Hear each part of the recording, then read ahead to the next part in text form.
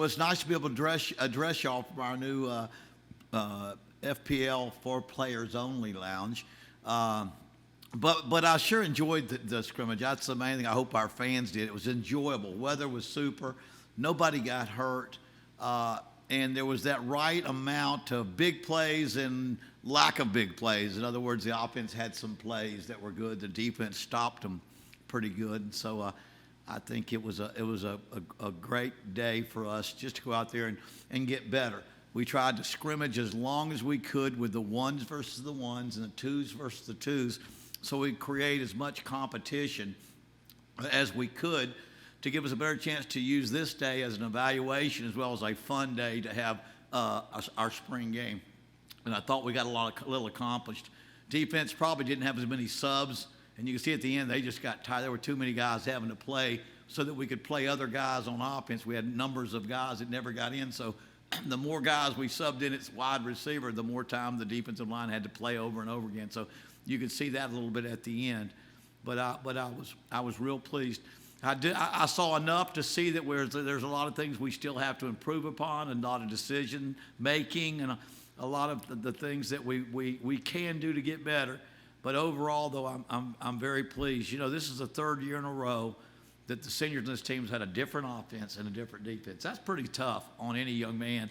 But we've got two veteran coordinators, including three, I guess, counting special teams, and they know what they're doing. And so our offense and defense, I think, was inserted at the right pace, that the schemes were picked up very well.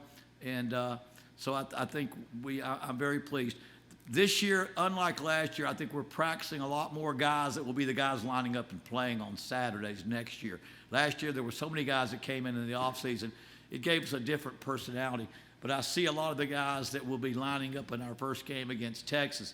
Doesn't mean we won't get a couple of more guys on offense to compete and a couple of more guys on defense.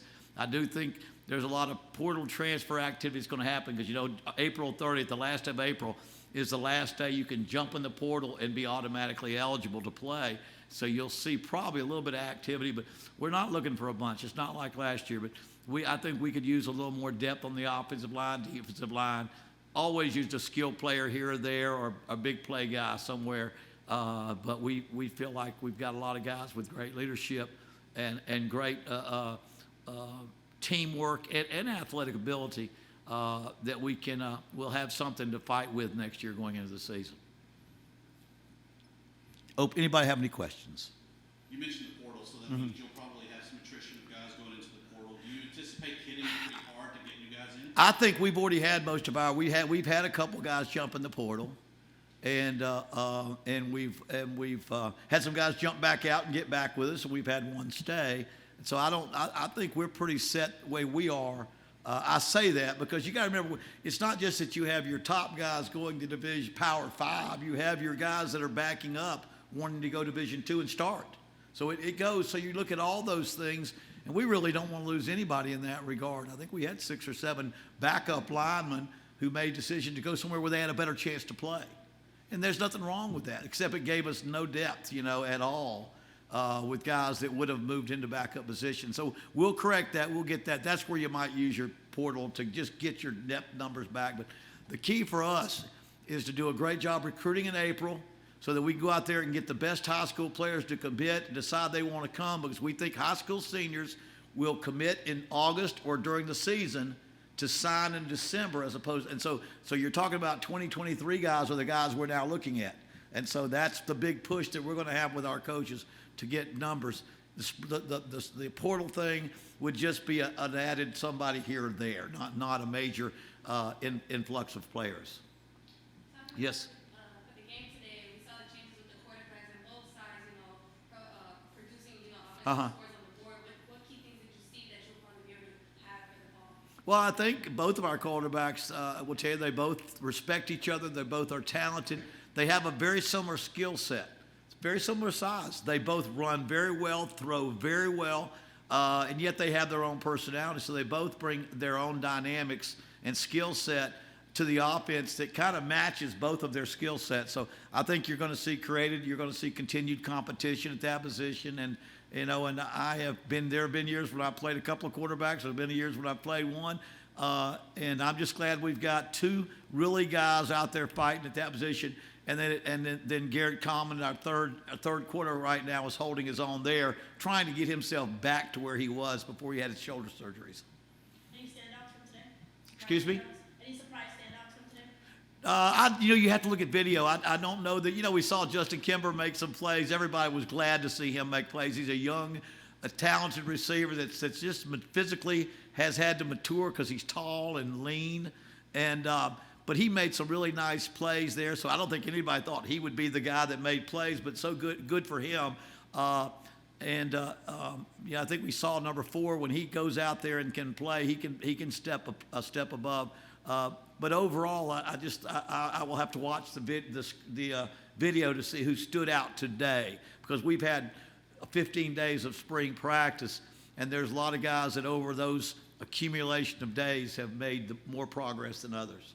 Are you where you wanted to be at the end of spring, and are you comfortable with how far you have to go for the fall? I mean, you got to remember, somewhere along the line years ago, you have to make the decision. We're not going to get accomplished all the things we used to get accomplished in the spring. 20 full days of full gear out of 30, a lot of practice with a lot of players. You got a lot more further along. Now we just want to make sure we insertion of the offense and the defense, that we learn and install it. We try to get the right guys in the right positions, and try to nail down your first 11 on offense, first 11 on defense, and about 5 or 6 that are competing for positions. Did we get everything accomplished? I'd say yes. And one of those things is knowing where we have to get more accomplished, knowing where there might be a player that needs to step in, an additional player, or just somebody needs to develop more in the summer to give us a little bit more at his position. Coach, one more thing before you go. This is their first chance to visit with Carl Glass. Talk about the spring that he had and how productive he's been.